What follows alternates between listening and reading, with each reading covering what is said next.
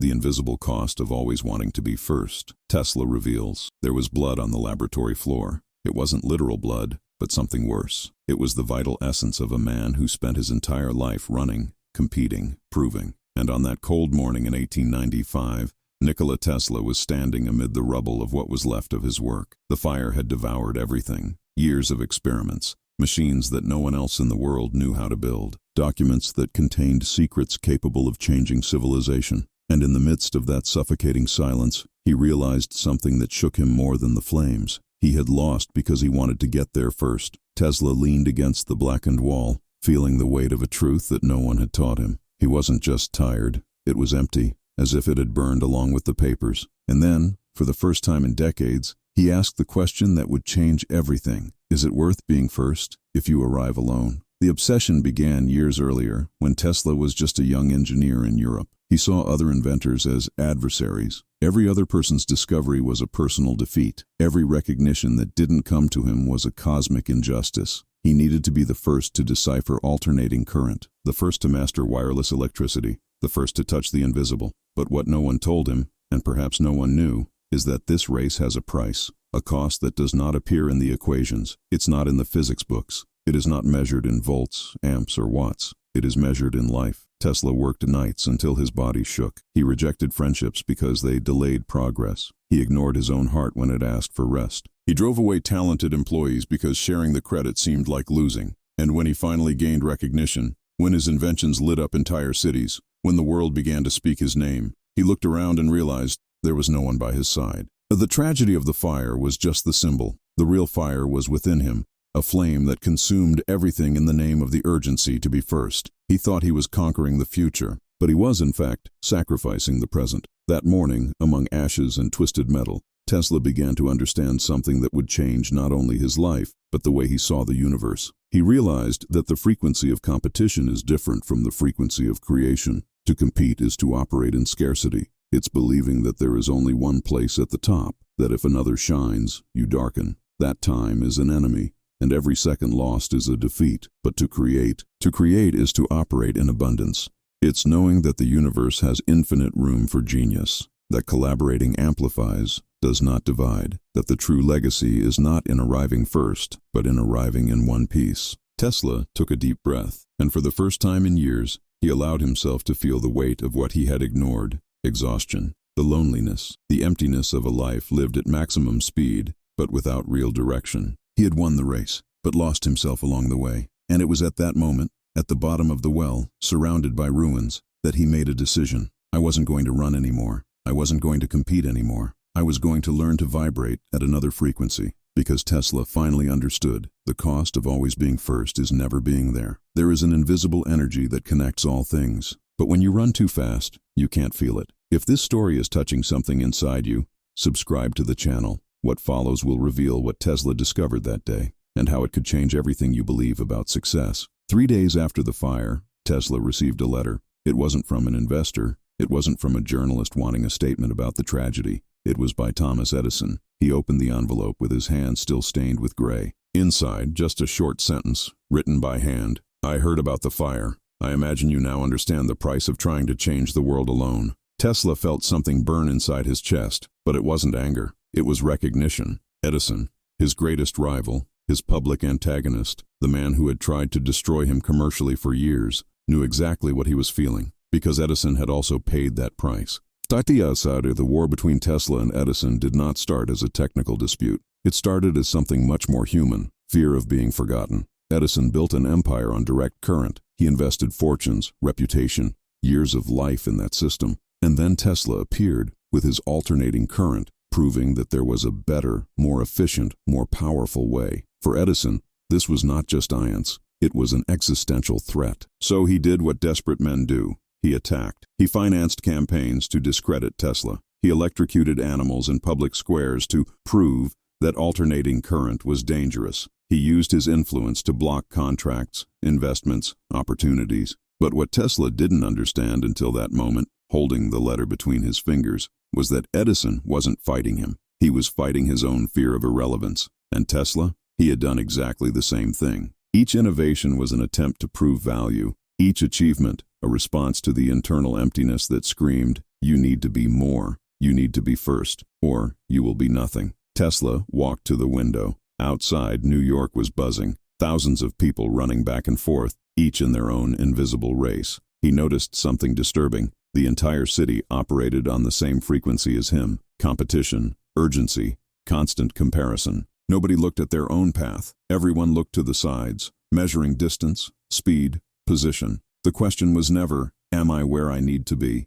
It was always, "Am I ahead of the others?" And then Tesla understood. The real antagonist was never Edison. It was the belief that only the first matters. This belief was like a virus. It infected brilliant minds and turned them into gladiators. It made scientists hate each other, artists sabotage themselves, visionaries consume themselves. He returned to the table and picked up a notebook that had survived the fire. In the yellowed pages, he found notes from an experiment he had never shared. It was about resonance. Tesla discovered that when two objects vibrate at the same frequency, they amplify each other. They don't compete. They don't cancel each other out. They become stronger. But if you force an object to vibrate faster than its natural frequency, it will fall apart. And that was exactly what he had done to himself. Forced speed. He ignored his own rhythm. It accelerated until it broke. He closed the notebook and whispered to himself, "I don't need to be first. I need to be aligned." That night, Tesla did something he had never done before. He went for an aimless walk. No rush. Aimless. He passed a park where children were playing. They weren't competing. They were creating, laughing, collaborating. One was building a sandcastle. Another helped. There was no winner, just shared joy. He sat on a bench and watched, and for the first time in decades, he allowed himself to feel something he had buried beneath layers of ambition. Envy. Don't envy the children. But he was jealous of what they still had and he had lost. The ability to be present. They weren't worried about who would finish the castle first. They do not measure value through external recognition. They lived in the now, in the pure frequency of creation. And Tesla realized he had forgotten how to do this. He returned to what was left of the laboratory. The burned structure looked like an altar, a place where he had sacrificed everything in the name of a false god called being the first. He knelt on the cold floor and allowed himself to cry. It wasn't crying out of weakness. It was liberation. Each tear carried years of self-imposed pressure, from unnecessary sleepless nights, of destroyed relationships, of lost moments that would never return. He cried for the man he could have been if he hadn't believed the lie that value is measured by speed. And in the midst of that silent crying, something began to change. A different frequency began to pulse within him. It wasn't the frenetic vibe of competition. It was something deeper, slower, more real. Tesla wiped his face and stood up.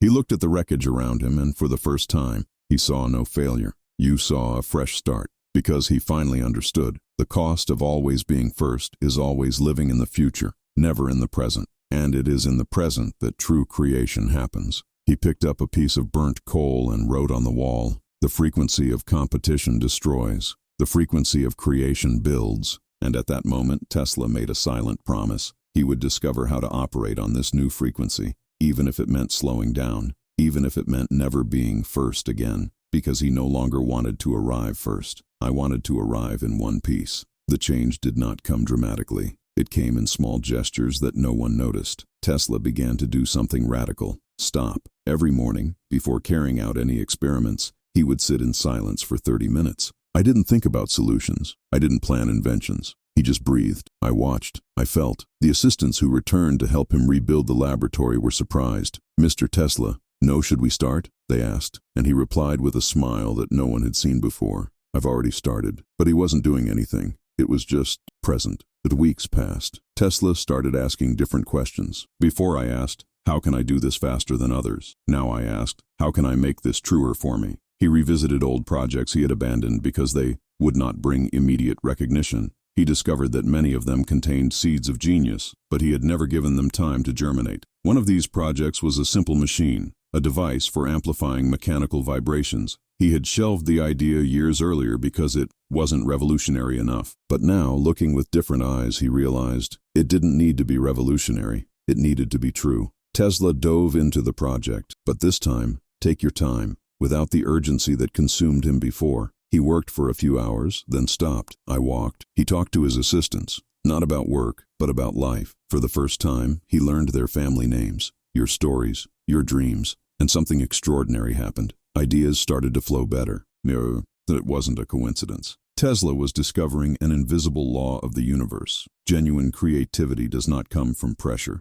It comes from space. When you run, your mind operates in survival mode. Everything is urgent. Everything is a threat. There is no room for deep insights, only for quick reactions. But when you slow down, when you allow silence to exist, the universe begins to whisper solutions that haste would never allow you to hear. Tesla realized that his best discoveries had never come during long nights of forced labor. They came at unexpected moments, during a walk, in the middle of a casual conversation, seconds before bed. He noted this: the creative field does not respond to force, responds to receptivity. Meanwhile, something curious was happening in the outside world. Other inventors began to replicate parts of Tesla's work. Companies have launched products based on their old patents. Newspapers published articles crediting technological advances to engineers who had come first to the market. In the past, this would have destroyed Tesla. He would have felt anger, betrayal, injustice. But now, he felt something different: peace, because he finally understood. Failing to be first doesn't mean losing. It means allowing creation to spread. His ideas were changing the world anyway,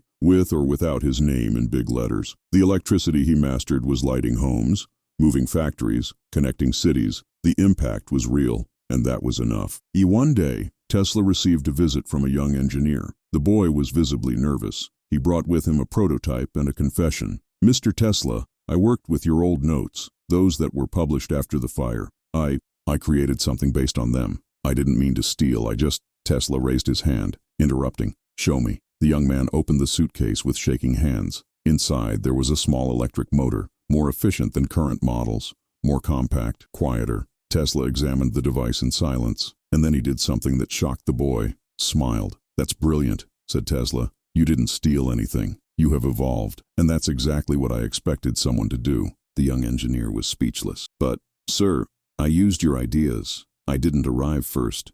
No," Tesla interrupted again, placing a hand on the boy's shoulder. "You don't have to arrive first. You need to get real. And this here," he pointed to the engine, "this is true." That night, alone in the laboratory, Tesla reflected on the encounter. He had spent his entire life afraid that others would appropriate his ideas, afraid of being forgotten, afraid that his genius would be diluted, divided, stolen. But now I understood. Ideas are not property. They are seeds. And seeds were not meant to be saved. They were made to be planted, even if someone else reaps the rewards. Even if Tesla's name is not on every leaf, every branch, every flower, the tree still exists, and the world still benefits from his shadow.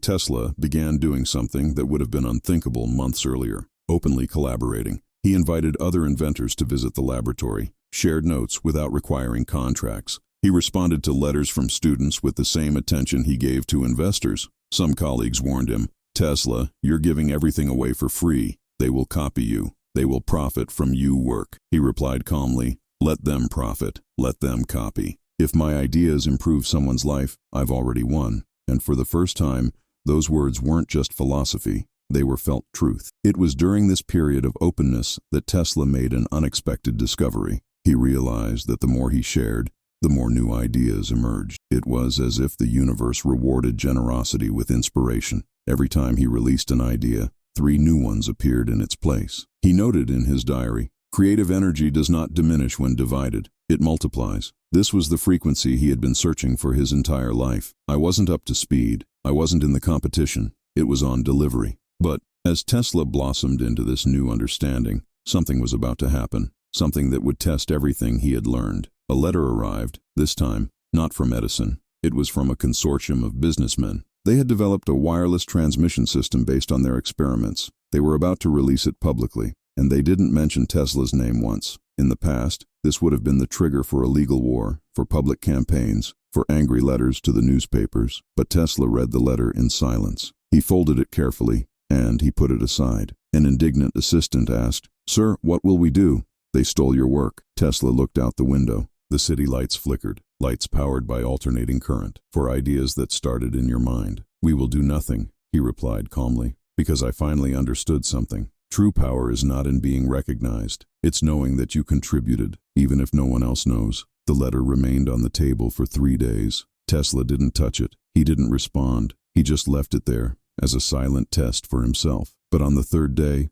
something unexpected happened. One of the assistants, a young man named Marcus, entered the laboratory with a newspaper in his hand. His face was pale. "Mr. Tesla, you need to see this." It was the New York Times headline, "Businessmen Admit Fraud. Wireless System was based on work stolen from Nikola Tesla." Tesla picked up the newspaper, confused. "Read it quickly." The article revealed that one of the consortium's investors, driven by guilt, had leaked internal documents, emails, contracts, all proving that they knew the system was Tesla's, and they deliberately chose to omit his name. The public reaction was immediate. Letters of support began to arrive. Newspapers demanded that Tesla be credited. Lawyers offered to represent him free of charge to sue the consortium. But what no one expected, not the journalists, not the assistants, not even the business people themselves, was Tesla's response. He called a press conference. The room was packed. Photographers, reporters, onlookers. Everyone expected a revenge speech. A man betrayed, finally getting his chance at public justice. Tesla took the small improvised stage. He was wearing a simple suit without a tie. His eyes were calm, serene. He began, "Thank you for coming. I know everyone expects me to talk about injustice, about theft, about betrayal." A break. The silence in the room was absolute. "But I won't do that." Murmurs. Confusion. "Because I finally understood something that changed everything. There are no victims on the frequency of creation, just apprentices." Tesla took a deep breath and continued, with a voice that seemed to come from a deep, ancient place. "You want me to sue these people. They want me to fight for recognition.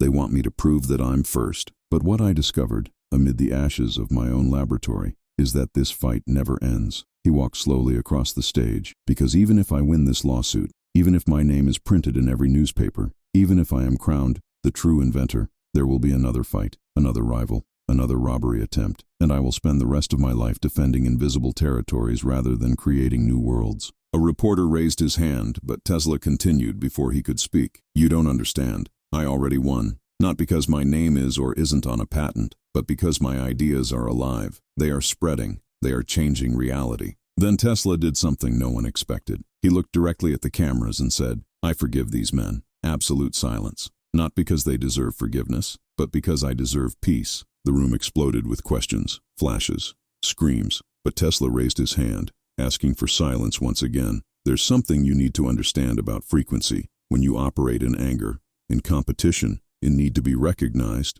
you vibrate in scarcity, and scarcity attracts more scarcity, more betrayal, more fighting." He paused, letting the words sit. "But when you operate in abundance, when you understand that your ideas are infinite, that your creativity cannot be stolen, that your value does not depend on external credit, you vibrate differently. And that vibration attracts something completely new, freedom." The skeptical veteran journalist shouted from the back of the room, "Mr. Tesla, with all due respect, that sounds like resignation. How weak. These men stole from you and will make millions." Tesla smiled, not arrogantly, but with deep understanding. "They will profit from a system. I will profit from a truth, and truths are priceless." He started to come down from the stage, but stopped and turned around once more. "Do you want to know what the invisible cost of always wanting to be first is? That's it. You lose the ability to celebrate the success of others. And when you lose that, you lose the joy, the connection, humanity." He left the room in silence, but the words echoed through the newspapers, the radio,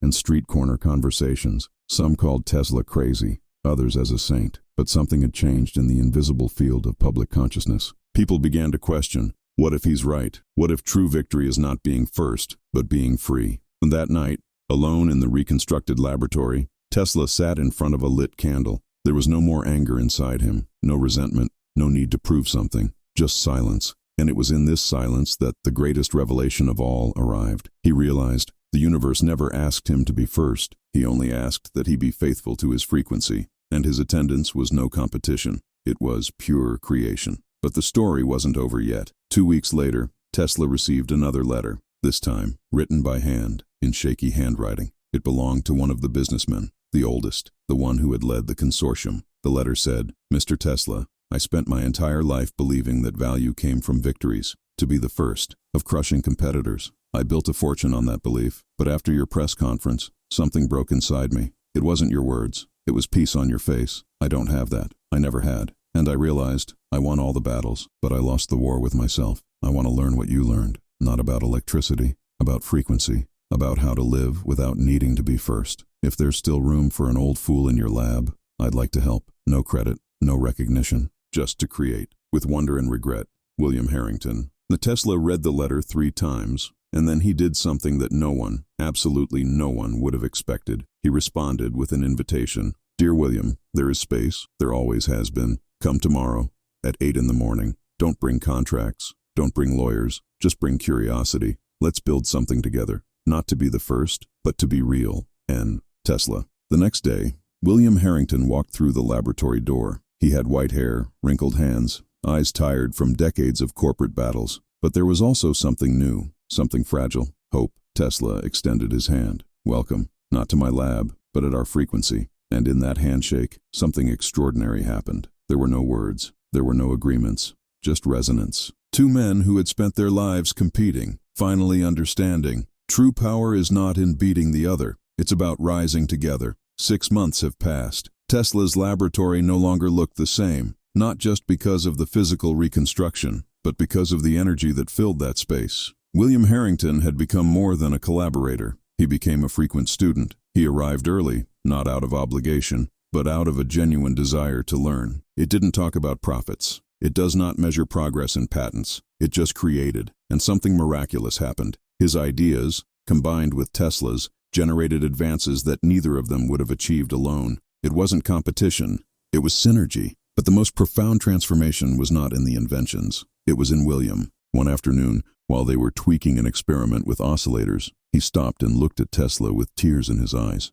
I spent 70 years of my life chasing something that never existed. Tesla set the tool aside and listened. I thought happiness was in winning, in being the first, to prove that I was better than others. William wiped his eyes with the back of his hand. But H.E.O. day. Today I spent the whole afternoon adjusting a frequency with you. No one will know it was me. There will be no headline. There will be no prize. He paused, smiling through his tears. And it was the happiest day of my life. And Tesla placed his hand on the old businessman's shoulder. You haven't discovered happiness, William. You have discovered the frequency of presence. And this frequency doesn't need an audience. It is complete in itself. William nodded, still processing. How did you learn that? How did you manage to let go of the need to be first? Tesla walked to the window. Outside, the city glowed. Millions of lights powered by energy that began in his mind. I didn't let go, Tesla replied softly. I burned it. But he turned around, and his voice carried the weight of the entire journey. The fire didn't destroy my laboratory, William. Destroyed my illusion. The illusion that my value was in achievements,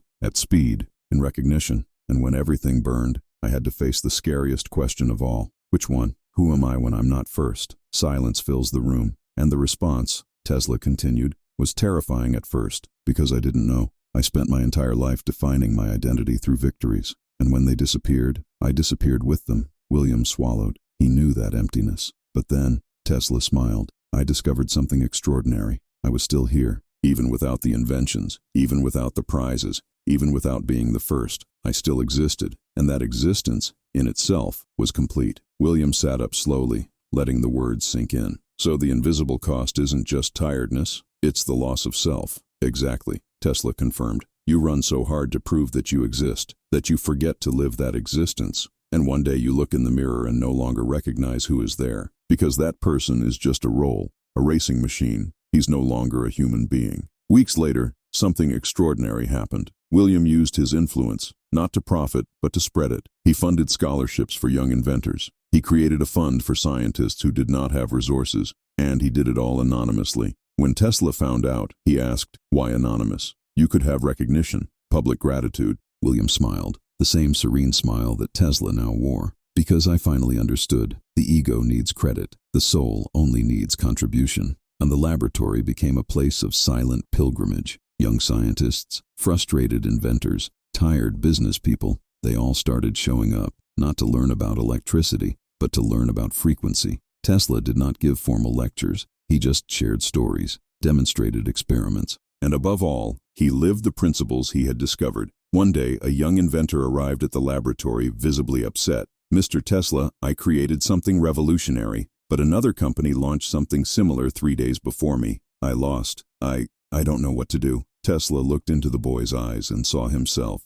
years ago. You haven't lost anything, Tesla said calmly, but they went first. So what? The young man was speechless. Tesla continued, let me ask you a question. Does your invention work? Yes. Does it improve someone's life? Yes. So you won, not the race, but something much bigger. You contributed, and contributions have no expiration date. The boy remained silent, processing. Tesla placed his hand on his shoulder. Listen, the universe doesn't have a trophy for whoever arrives first. There is only gratitude for those who contribute. And that gratitude comes in forms you can't measure. A life changed, a problem solved, a connection created. The young inventor wiped his eyes. But what if no one knows it was me? Tesla smiled. You'll know, and when you lay your head on the pillow at night, you will have peace. Not the emptiness of a forced victory, but the fullness of a true contribution. The years passed. Tesla never worried about being first again. But ironically, his best discoveries came after he let go of that need, because he finally understood the deepest law of the creative universe. Creativity does not respond to pressure,